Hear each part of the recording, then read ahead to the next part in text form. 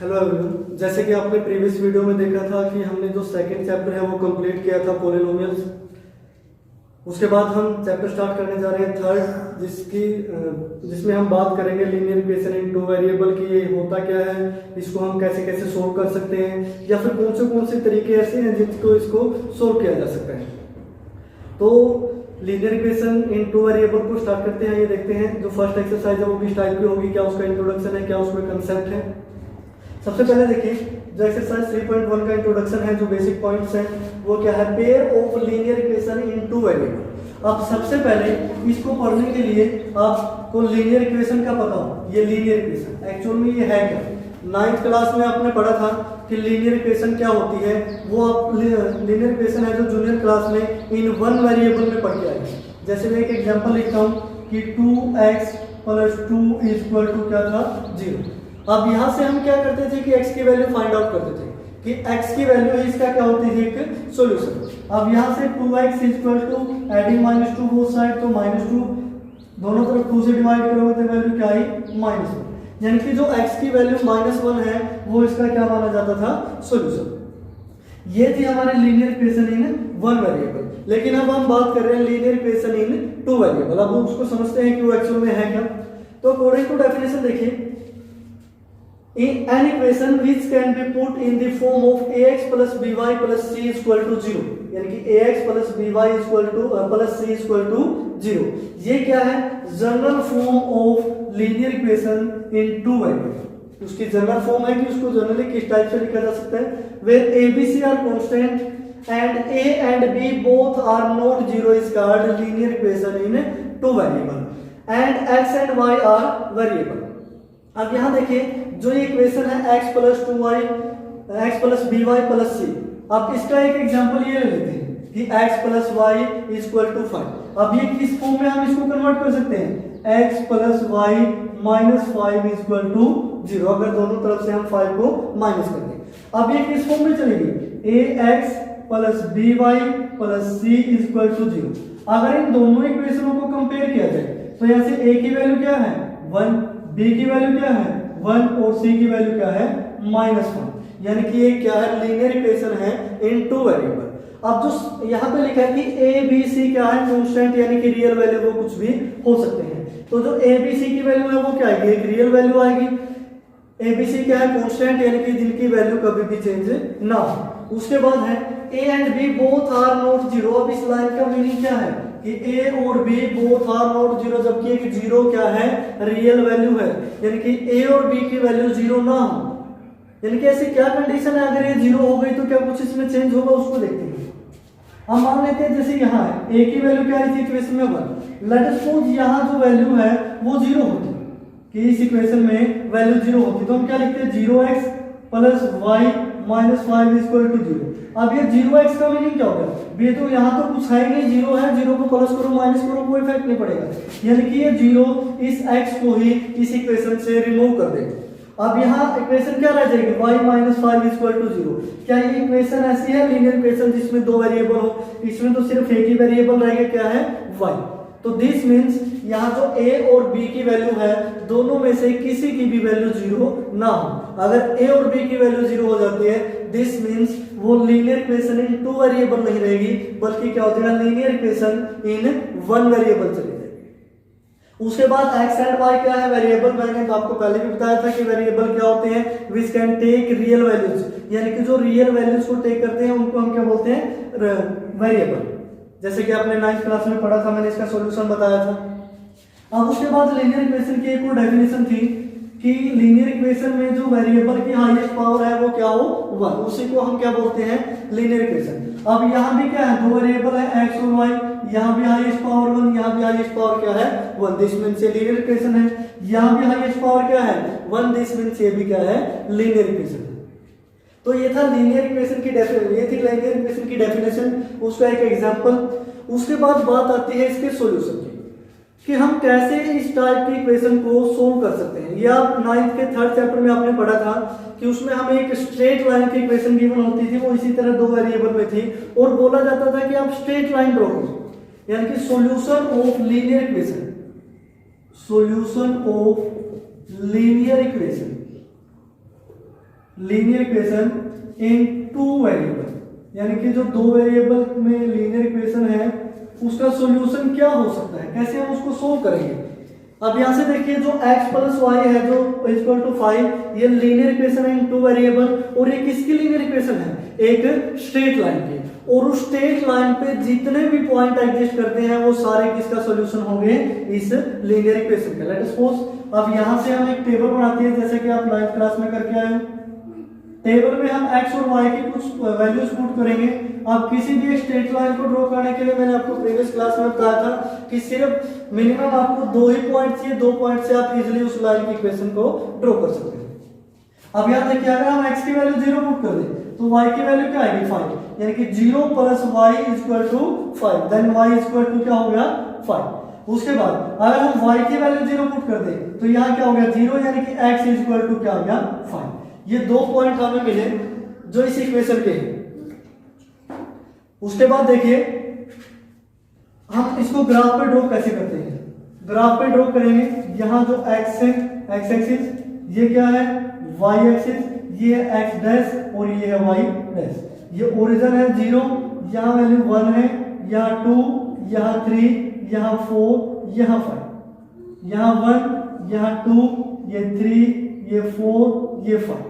अब जो first point है वो क्या है, x की तो वैल्यू 0 हो, y की वैल्यू 5 हो, यानी कि फर्स्ट पॉइंट हम इस टाइप से लिखेंगे, पहले x कोऑर्डिनेट फिर y कोऑर्डिनेट। सेकंड पॉइंट कैसे लिखेंगे 5 0। अब इन दोनों पॉइंटों को देखना है, 0 5 क्या होता है, यानी कि x की तो वैल्यू 0 है ये, और y की वैल्यू 5 है, दिस मींस ये पॉइंट। उसके बाद x की वैल्यू 5 और y की वैल्यू 0, यानी कि ये पॉइंट। हम इन दोनों पॉइंटों को मिला देते हैं तो ये क्या होगी, एक स्ट्रेट लाइन। किस इस स्ट्रेट लाइन की इक्वेशन क्या होगी, x plus y equal to 5, x plus y equal to 5, यानी कि इस इक्वेशन से ही हमने स्ट्रेट लाइन ड्रॉ की है। अब हो सकता है कि मैंने यहाँ 0 5 या 5 0 लिया हो तभी मेरे पॉइंट यहाँ आए हो सकता है कोई अदर स्टूडेंट इस टाइप से टेबल बनाए कि यहाँ x की वैल्यू रखे, यहाँ y की, किसी ने x की वैल्यू 1 रखी और y की वैल्यू क्या चलेगी, यहाँ 1 रखने से 1 उस साइड माइनस होगा तो y की वैल्यू 4। हो सकता है वो x की वैल्यू 2 रखे, इस इक्वेशन में अगर हम x की वैल्यू 2 रखते हैं तो y की वैल्यू कितनी आती है 3। अब ये पॉइंट भी वो ले सकते हैं। अब ये फर्स्ट पॉइंट क्या है 1 4, यानी कि 1 और 4 ये भी इसी लाइन पे एग्जिस्ट करेगा। 2 3 यानी कि x की वैल्यू 2 y की वैल्यू 3, तो यहाँ 2 और यहाँ 3, तो ये पॉइंट भी कहाँ एग्जिस्ट करेगा इस लाइन पे। आप यहाँ जो मर्जी पॉइंट रखें सारे के सारे किसी कहाँ एग्जिस्ट करेंगे इस स्ट्रेट लाइन के ऊपर, क्योंकि ये जो भी पॉइंट है वो सॉल्यूशन है इस लीनियर इक्वेशन का। अब ये एक लीनियर इक्वेशन है 2 वेरिएबल, इसके बहुत सारे सॉल्यूशन हो सकते हैं, आप कुछ भी वैल्यू पुट कर सकते हैं अपनी मर्जी से। तो ये सारे सॉल्यूशन किसके हैं इस इक्वेशन के। तो इस टाइप से हम सॉल्यूशन लिखते हैं, और वो जो भी सॉल्यूशन होंगे वो किस फॉर्म में होंगे, पॉइंट की फॉर्म में। किसकी फॉर्म में होंगे, पॉइंट की फॉर्म में। जैसे हमने ग्राफ पे ड्रॉ किए सारे क्या हैं पॉइंट है 0 5 5 0।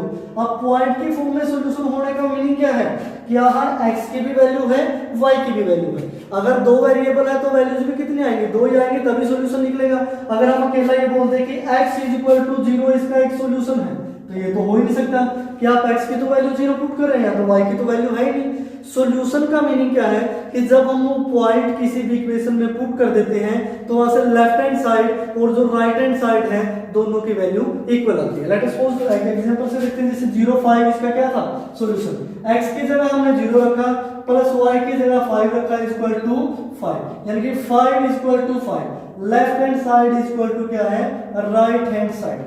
अब दोनों वैल्यू इक्वल आई, दिस मींस ये पॉइंट है जो इसका क्या रहा होगा सॉल्यूशन। अगर ये वैल्यू है जो इक्वल ना है, लेट सपोज मैं इस पॉइंट ले लेता हूं 1 3 1 और 3, मैं बोल रहा हूं कि हमें चेक करना कि 1 3 इस जो इक्वेशन है इसका सॉल्यूशन होगा या फिर नहीं। तो हम क्या करते हैं x की जगह 1 पुट करते हैं, y की जगह 3 पुट करते हैं। तो x की जगह हमने 1 पुट किया प्लस y की जगह 3 इक्वल टू 5। अब देखिए लेफ्ट साइड में क्या होगा 4, राइट साइड में 5। क्या ये इसका सॉल्यूशन हो सकता है, क्योंकि सॉल्यूशन होने के लिए दोनों साइड इक्वल भी होनी चाहिए।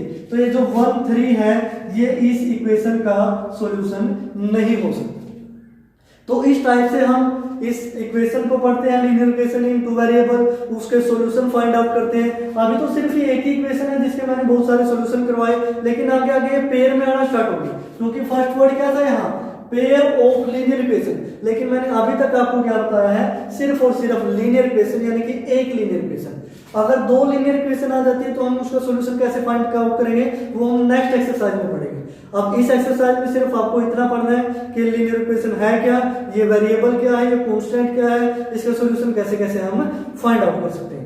अब उसके बाद देखिए जो 3.1 एक्सरसाइज है, उसमें आपको कुछ स्टेटमेंट गिवन होगी। वो आपसे बोलेगा कि आप लीनियर इक्वेशन बनाएंगे, यानी कि लीनियर इक्वेशन को आपने फॉर्म करना है इन टू वेरिएबल। तो जो फर्स्ट एक्सरसाइज है उसमें आपको सिर्फ और सिर्फ लीनियर इक्वेशन बनाना सिखाया जाएगा कि आप कैसे किसी स्टेटमेंट से आप लीनियर इक्वेशन बना सकते हैं। उसके बाद जो सेकंड एक्सरसाइज है उसमें हम उसको सॉल्यूशन ढूंढना स्टार्ट करेंगे, उसको कैसे हम सोल्व करते हैं, इसी तरह से लास्ट तक। अब देखिए मैं आपको एक कंडीशन देता हूं कि ए और बी कोई दो फ्रेंड्स हैं, वो एक फेयर में गए हैं कि मेले में गए, और वहां से उन्होंने कुछ पेन खरीदे और कुछ पेंसिल खरीदे। अब पेन और पेंसिल खरीदे हैं तो ऑब्वियस सी बात है उनको कुछ ना कुछ पैसे भी देने पड़ेंगे, कॉस्ट भी देने पड़ेंगे। तो यहां हम कॉस्ट लिख लेते हैं कि टोटल कॉस्ट उन्होंने कितनी दी। तो हम सपोज कर लेते हैं, ये एग्जांपल के जरिए मैं आपको समझा रहा हूं कि ए ने वहां 5 पेन खरीदे। कितने पेन लिए? 5 पेन। और पेंसिल कितनी ली? लेट सपोज वो 2 ली। कि ए ने उस मेले के अंदर, उस फेयर के अंदर 5 पेन्स और 2 पेंसिल ली, और उसको कितना कॉस्ट देना पड़ा, वहां कितना कॉस्ट देना पड़ा वो हम मान लेते हैं कि 60 है। कितना है? 60 है। अब इसी तरह बी की बारी आती है कि बी ने उसी मेले से 2 पेन खरीदे। कितने पेन खरीदे? 2। और 2 ही पेंसिल खरीदी।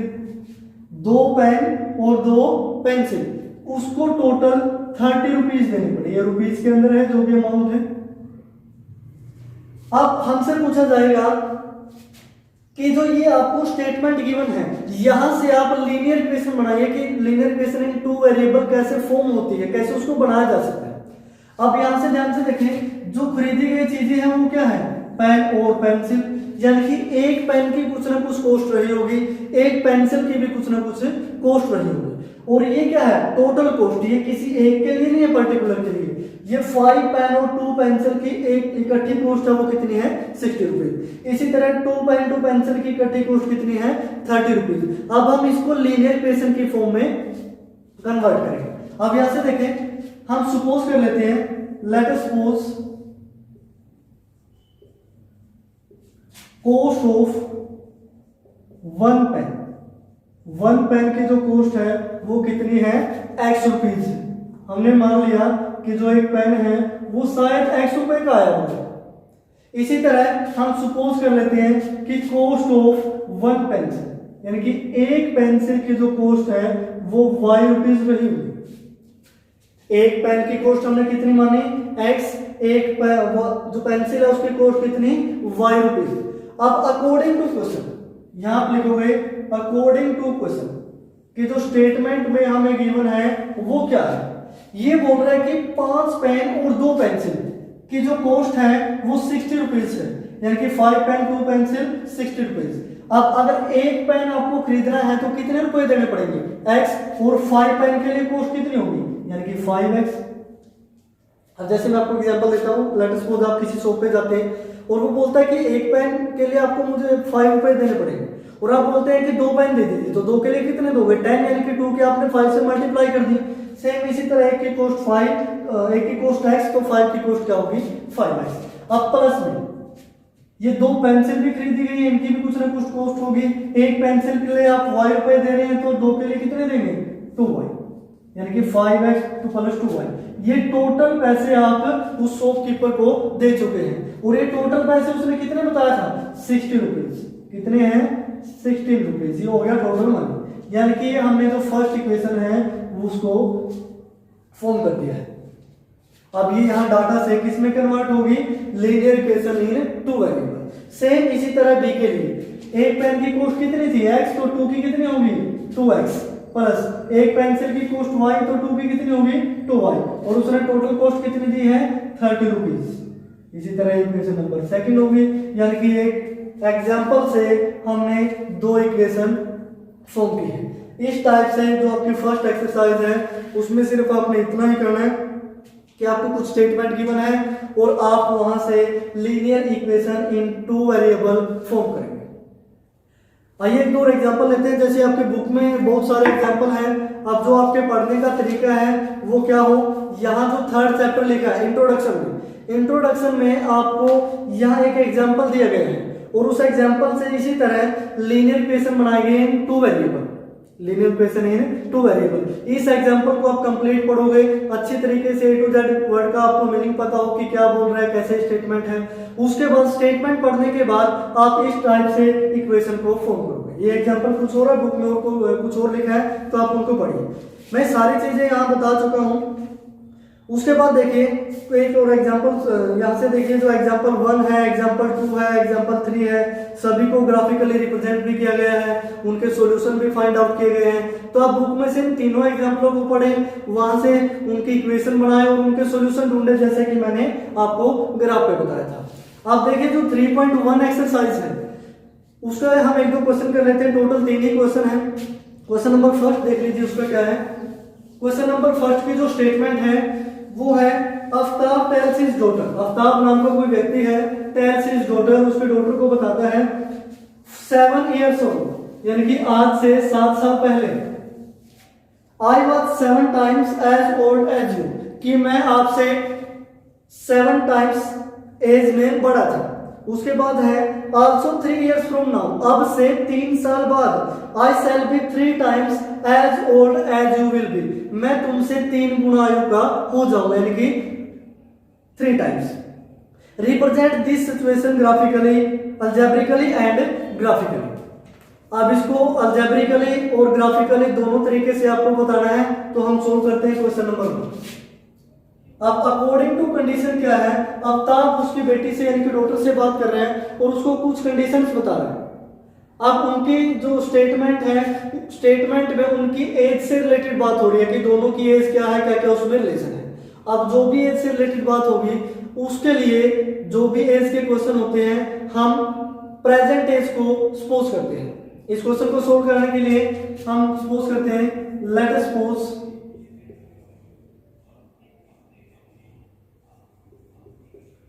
Present age of his daughter, यानी कि जो आफ्ताब की डॉटर है उसकी एज क्या रही होगी, x ईयर्स। जो आज के समय में प्रेजेंट एज है वो कितनी है, x ईयर्स। अब उसके बाद देखिए अकॉर्डिंग टू क्वेश्चन कि स्टेटमेंट में क्या गिवन है। अब जो फर्स्ट लाइन लिखी है वो बोल रहे हैं कि 7 years ago, यानी कि आज से 7 साल पहले, 7 years ago। अब आज के टाइम में यानी कि प्रेजेंट टाइम में उसकी एज कितनी है, उसकी डॉटर की x। तो आज से अगर हम 7 साल बैक जाएं तो उसकी एज कितनी रही होगी। लेट अस सपोज मैं आपको एक और एग्जांपल लेता हूं, आज आपकी एज 15 है और आपके पेरेंट्स बोले भी आप 5 साल पहले कितने के थे, तो आप सीधे से बोलोगे कि 15 - 5, यानी कि मैं 10 years का था। तो यहां से देखिए x उसकी प्रेजेंट एज है, तो 7 years हम बैक जाते हैं, तो आज से 7 साल पहले उसकी डॉटर की एज कितनी रही होगी, x - 7 years। ये उसकी डॉटर की एज है और वो बोल रहे हैं कि मैं तुमसे 7 गुनी आयु का था, यानी कि 7 time, I was 7 times as old as you. अब देखो आफ्ताब की भी कुछ ना कुछ प्रेजेंट एज रही होगी। अब उसकी प्रेजेंट एज को हम x तो लिख नहीं सकते क्योंकि x किसकी होगी, डॉटर की होगी। अब यहां हम सपोज कर लेते हैं, let the present age of Aftab. Aftab की जो प्रेजेंट एज है वो क्या है, y ईयर्स। आफ्ताब की प्रेजेंट एज क्या है, y ईयर्स। अब यहां हम जो बात कर रहे हैं वो 7 years ago की बात कर रहे हैं, 7 years ago। तो आज से 7 साल पहले उसकी डॉटर की एज कितनी थी, x - 7, और उसके जो फादर की एज थी वो कितनी थी। अब अगर आज y है तो 7 साल पहले कितनी रही होगी, y - 7। अब इन दोनों की एज, इन दोनों में रिलेशन क्या है, कि ये जो फादर है आफ्ताब है, इसकी एज इसकी डॉटर से 7 गुना ज्यादा है, यानी कि ज्यादा क्वांटिटी ये है। अब दोनों को इक्वल करने के लिए लेट सपोज मैं आपको एक एग्जांपल देता हूं कि ये दो क्वांटिटी है, एक की वैल्यू ज्यादा है और दूसरे की वैल्यू कम है। अब अगर हम इन दोनों वैल्यूज को इक्वल लाना चाहते हैं तो हमें क्या करना पड़ेगा कि छोटी वैल्यू को बढ़ाना पड़ेगा तब इक्वल आएगी, या फिर बड़ी वैल्यू को डिक्रीज करना पड़ेगा तब ये दोनों आपस में क्या आएगी, इक्वल आएगी। अब यहां से देखिए ये जो एज है y-7, इस डॉटर की एज की क्या है 7 टाइम्स। अगर हम इस डॉटर की एज को 7 टाइम्स कर दें तो ये दोनों आपस में क्या हो जाएगी, इक्वल। यही तो कंडीशन है कि डॉटर की एज का 7 ईयर्स हो 7 टाइम्स जो वो है किसके इक्वल है, आफ्ताब की एज का 7 ईयर्स हो। ठीक है, तो यहां से ये स्टेटमेंट आई 7 × x - 7 = y-7। इसको सोल्व करते हैं। 7 × x करोगे तो 7x, 7 × 7 यहाँ माइनस का हो जाएगा 49 = y-7। अब दोनों तरफ y को माइनस करते हैं तो यहाँ वैल्यू क्या आएगी 7x - y -49 = -7। अब दोनों तरफ 7 को ऐड कर देते हैं, 7x - 1, यहाँ 49 + 7 हो जाएगा और यहाँ -7 + 7 यानी कि 0। आप इस टाइप से, या फिर आप डायरेक्ट बोलते हैं कि 7 को इस साइड ले आओ प्लस हो जाएगा, जैसे बनेगा। तो यहाँ से वैल्यू आई 7x - y -49 + 7 तो माइनस का 42 = 0। अब ये किस फॉर्म में कन्वर्ट होगी, लीनियर इक्वेशन इन 2 वेरिएबल, लीनियर इक्वेशन इन 2 वेरिएबल। ये हमारे फर्स्ट इक्वेशन आ चुके हैं। उसके बाद देखिए जो सेकंड कंडीशन थी, सेकंड कंडीशन में क्या गिवन था, सेकंड कंडीशन में गिवन है 3 years from now, 3 years from now।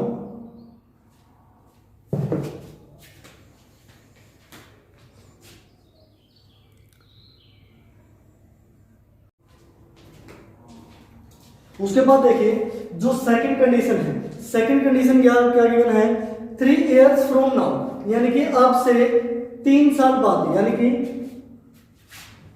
3 years from now,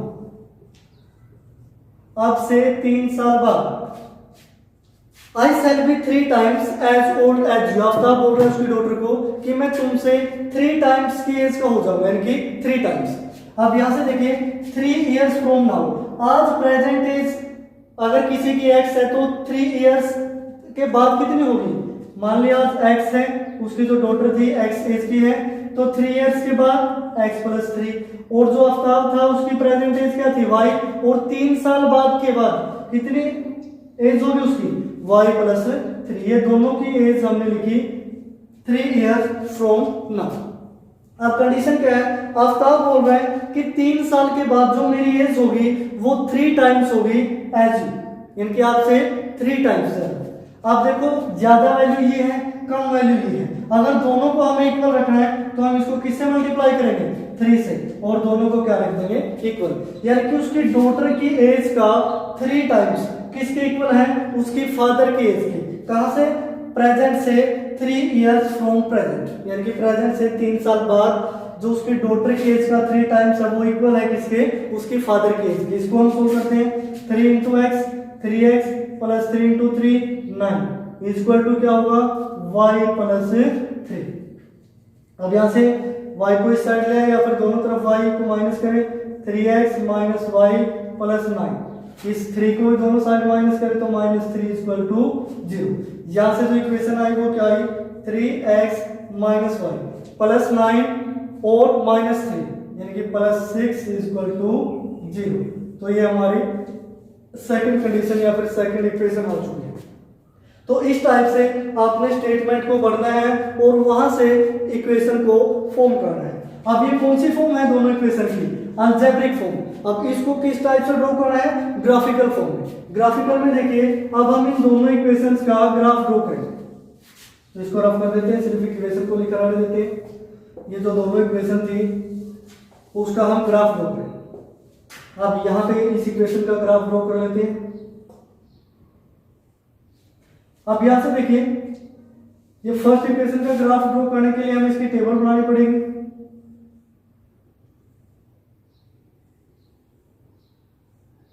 हम x = वैल्यू पुट करेंगे जहां से y की वैल्यू निकल के आएगी। अब लेट अस सपोज x की वैल्यू हम 0 पुट कर देते हैं।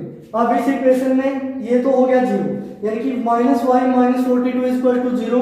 तो यहाँ से देखो माइनस वाई इक्वल टू क्या हो जाएगा प्लस 42। y की वैल्यू क्या आएगी माइनस उस साइड यानी कि प्लस का 42। अब इस टाइप की वैल्यू रखने के लिए आप ये ध्यान रखें x की वैल्यू 0 रखने से y की वैल्यू माइनस 42 आ रही है, तो पॉइंट आपको कहां तक चाहिएगा 42 तक। अब इतने पॉइंट लगाना मुश्किल हो जाता है अगर आप एक एक का गैप रखेंगे। अगर आप 5 का 10 का गैप रखें तब तो इजीली आप पॉइंट लगा सकते हैं। तो कोशिश भी ये करें कि जो भी आप वैल्यू लें x और y की वो थोड़ी नजदीकी वैल्यू हो जिसको आप इजीली ग्राफ पे ड्रॉ कर सकें। अब यहां से देखिए लेट अस सपोज मैं x की वैल्यू 5 ले लेता हूं, x की वैल्यू 5। अब x की वैल्यू 5 रखने से ये क्या होगा 7 into 5 यानी कि 35 माइनस y इक्वल टू क्या हो जाएगा 42। यहां से minus y equal to 42 minus 35। 42 में से 35 माइनस किया तो माइनस y इक्वल टू क्या हो गया 7। तो y की वैल्यू क्या आई -7। तो यहाँ y की वैल्यू आ गई -7। आप थोड़े नजदीकी पॉइंट है, आप आराम से 7 तक पॉइंट यहाँ लगा सकते हैं ग्राफ में। अब और कुछ देखते हैं इसमें।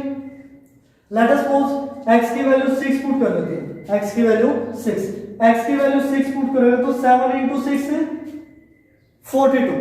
कितनी वैल्यू बनेगी 42, यानी कि 42 माइनस y इक्वल टू 42। अब 42 साइड जाके क्या हो जाएगा 0 minus y equal to 0। This means y की वैल्यू क्या आएगी 0। तो ये दो पॉइंट हमें मिले। अब इनको हम ग्राफ पे ड्रॉ करते हैं।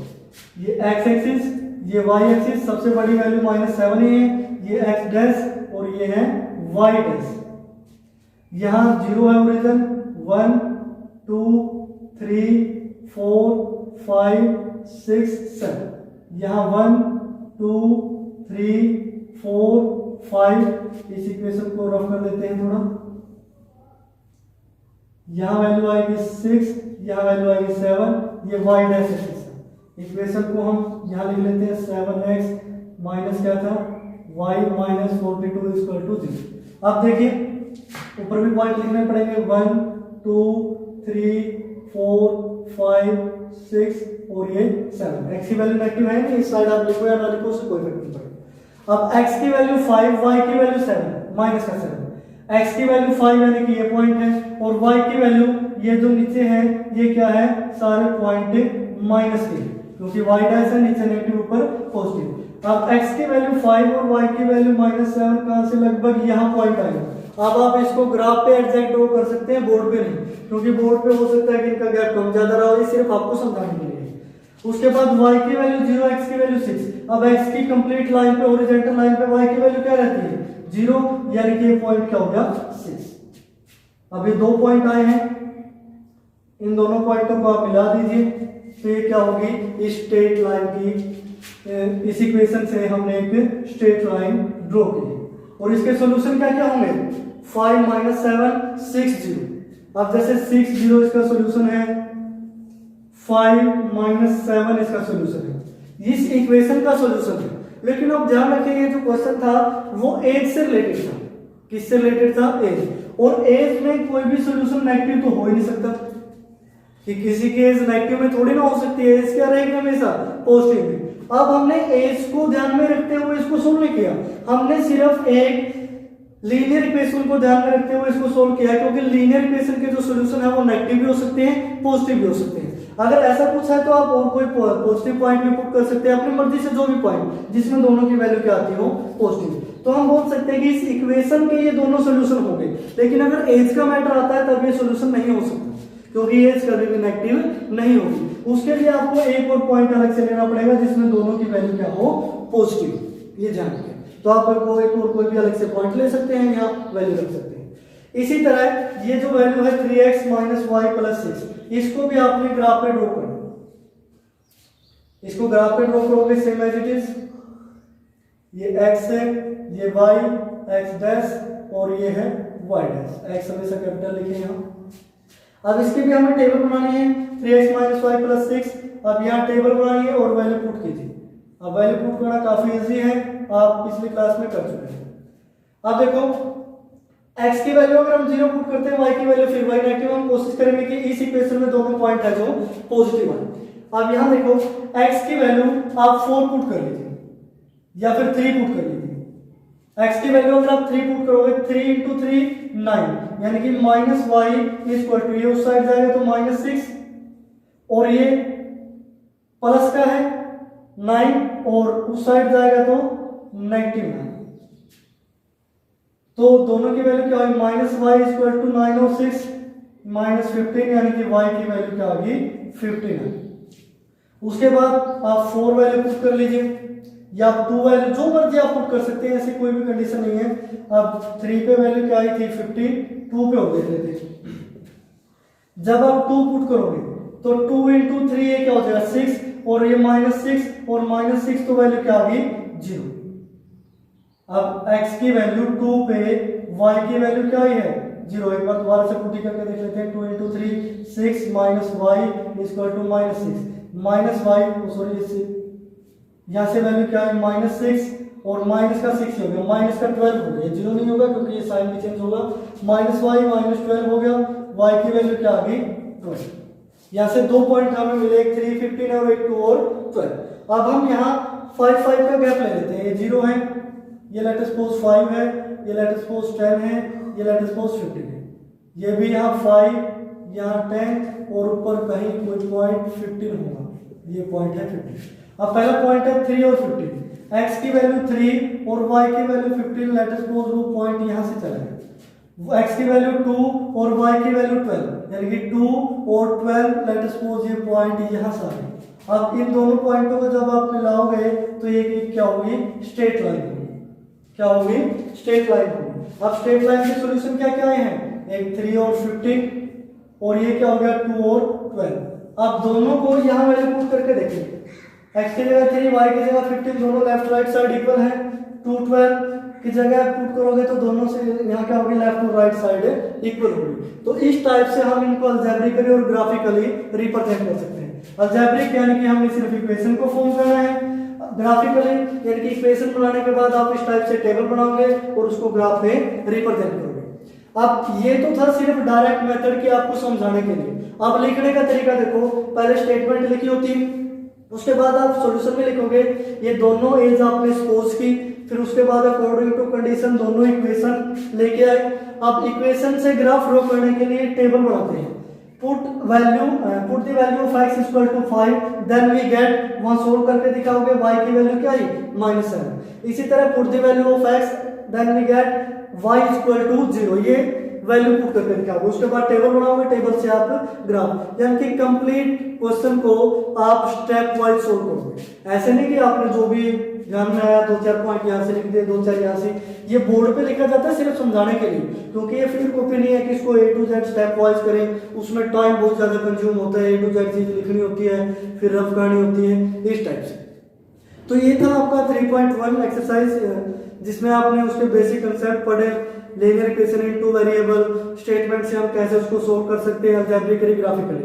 अब 3.1 एक्सरसाइज का आपको एक क्वेश्चन सोल्व करवा दिया गया है, जो नेक्स्ट 2 क्वेश्चन है वो आप खुद से सोल्व करेंगे। अगर उन क्वेश्चन में से कोई भी डाउट है तो आप मुझसे पूछ सकते हैं, कॉन्टेक्ट कर सकते हैं, मैं आपको उन दोनों के सोल्यूशन दूंगा।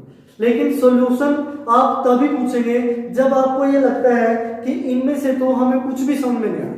अब स्टेटमेंट ये जरूरी नहीं है कि आप एक बार पढ़ो और आपको समझ में आए। एक बार स्टेटमेंट ही समझ में आई, 2 बार पढ़ी, 3 बार पढ़ी, 4 बार पढ़ी, एक एक वर्ड का आप मीनिंग देखिए कि एक्चुअल में कहना क्या चाह रहा है, कंडीशन क्या गिवन है।